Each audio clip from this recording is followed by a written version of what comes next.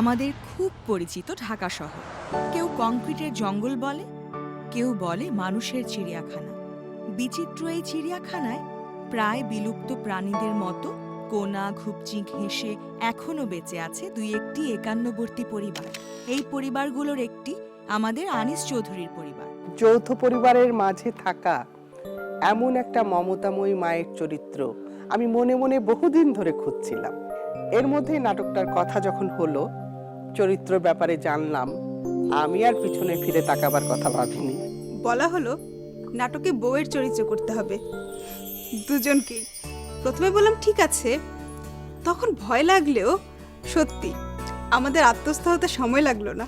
প্রথমে আমাদের নিজেদের ব্যাপারে একটু কনফিউশন ছিল, আমাদের পরিচালক যে অভিনয়টা চাইছেন তা আমরা ঠিকঠাক মতো দিতে পারবো কিনা।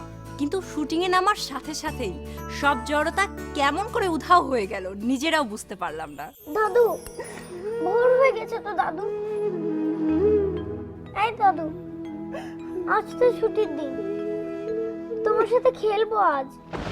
তুমি তো বলেছিলে আমি যা বলবো তুমি তাই শুনবে। উঠো না দাদু। এখানে আমার কোনো সমস্যা হয়নি। ওরা আমাকে বলল আমি যেরকম ইমি চরিত্রটাও একদম ওই রকম।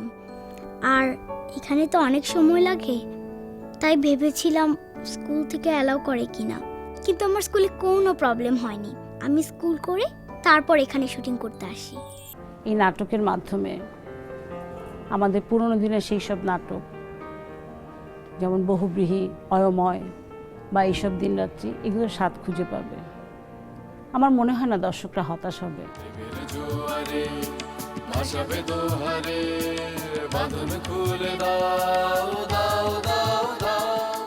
চৌধুরী পরিবারের প্রত্যেক সদস্যকেই এমন একটি সত্যকে মেনে নিয়ে পথ চলতে হচ্ছিল, সেই সত্যের নাম বনানী, চৌধুরী পরিবারের একমাত্র মেয়ে। কেন চলে গেলে তুমি? তুমি তো আমাকে থাকতে বলনি বাবা, তুমি তো একবারও বললে না আমায়,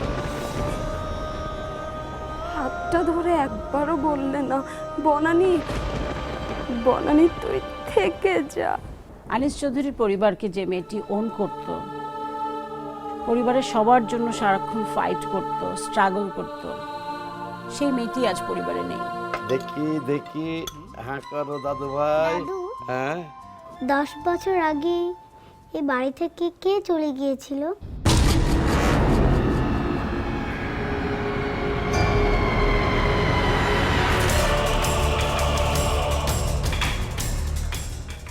দশ বছর আগে যে চলে গিয়েছিল, সেই মানুষটার স্মৃতির ভার জমতে জমতে এমন একটা সময় আসা বোধহয় অবধারিতই ছিল।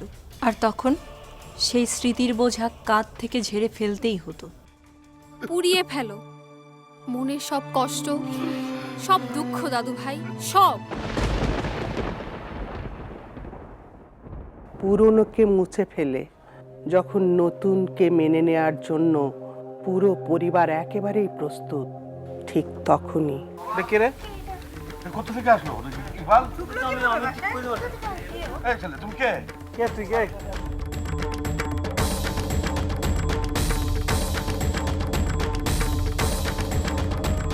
ঠিক তখনই বনানী সবার জীবনে নতুন করে ফিরে এলো। আর এই ফিরে আসাই পুরো পরিবারের ভিতকে নাড়িয়ে দিল। তো এই নাটকে আমার যে মেয়ে বনানী, 10 বছর আগে সে এই বাড়ি ছেড়ে চলে যায়। রুবেল নামের একটি ছেলে, সে এসে দাবি করে সে আমার সেই চলে যাওয়া কন্যা বনানীর পুত্র। এবং এখান থেকে নাটকের main and major turning point শুরু হয়। রুবেল কি পাবে তার বংশ পরিচয়? বনানী কেন 10 বছর আগে বাড়ি ছেড়ে চলে গিয়েছিল? আনন্দমুখর চৌধুরী পরিবার আজ কঠিন প্রশ্নের মুখে। এই ছেলে, কে তুমি? কে তুমি? তোমার তোমার মার নাম বনানী? কোথায় তোমার মা? কোথায় তোমার মা? এই ছেলে বলো না, তোমার মা কোথায়?